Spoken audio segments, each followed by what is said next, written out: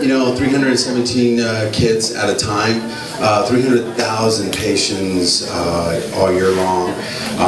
I want to thank you so much for all the wonderful gifts that you guys all brought, but more importantly for coming together and paying honor to Jenny. She was a wonderful friend of the hospital. Many of you know that recently she not only opened up her heart but her wallet to prove the fact that Latinos in the entertainment can definitely support, and sometimes support you know, in greater numbers than a lot of people in the mainstream. So we were very impressed by that, but we knew it when Lupillo did a gift like that, a sizable gift about 10 years ago. A lot of our board were like, who are these people, Roberta? And I was like, you guys got to pay attention. The Latin communities out there and everybody that wants to help out, so we have to make sure that we spend the time. Forward some time, when Marlene came to me and said, you know, we have Victor Ortiz. I don't know if you know him. I said, I know exactly who he is. He wants to come by and visit the hospital.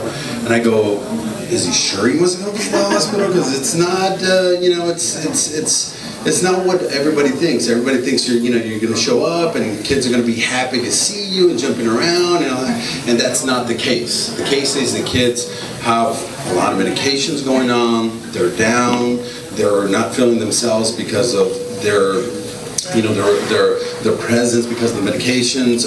Maybe their family's not around. But after their visit and during Victor's visit, you would have thought differently. I was questioning myself. I said, maybe I don't know what I'm doing. I don't know what I'm talking about.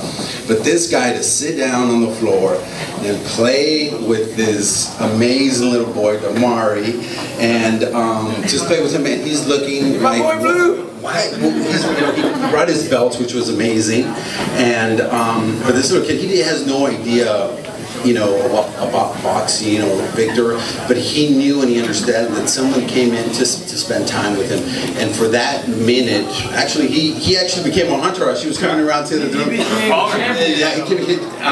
all my belts on. There he goes. He put on all his belts. He was world champion. And he's holding the belts and he's looking at Victor with these eyes like, I know this means something. I don't know what it means, but I know 10 years I will be able to tell my friends how awesome this day was. And he made that happen time and time and time again after we visit you know, the patients.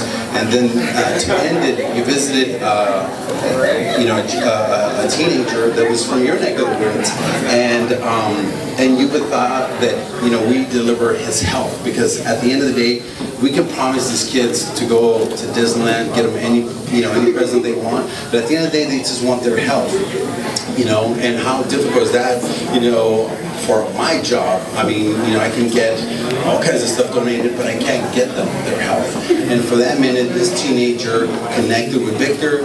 They were from the same neighborhood, and he saw a lot of hope in that, and that made it possible. So from the youngest little one to the oldest, you know, patient we had at the hospital, they all had a fantastic, you know, experience because of Victor coming out and visiting.